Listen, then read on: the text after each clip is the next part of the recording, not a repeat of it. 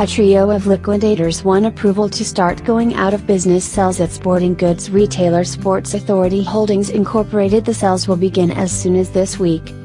iHeartMedia Incorporated won a legal fight against a group of lenders that were trying to put the media giant into default, DBR reports in Wall Street Journal. Korean shipbuilder STX Offshore and Shipbuilding Company likely will get put into receivership after it couldn't stay afloat even after getting years of aid, Wall Street Journal reports. Washington Wire discusses Bernie Sanders' critique of the White House on Puerto Rico's debt crisis.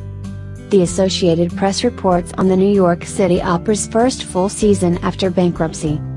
A judge ruled that Real Housewives of New Jersey star Teresa Giudice's bankruptcy case had to be reopened, the AP reports.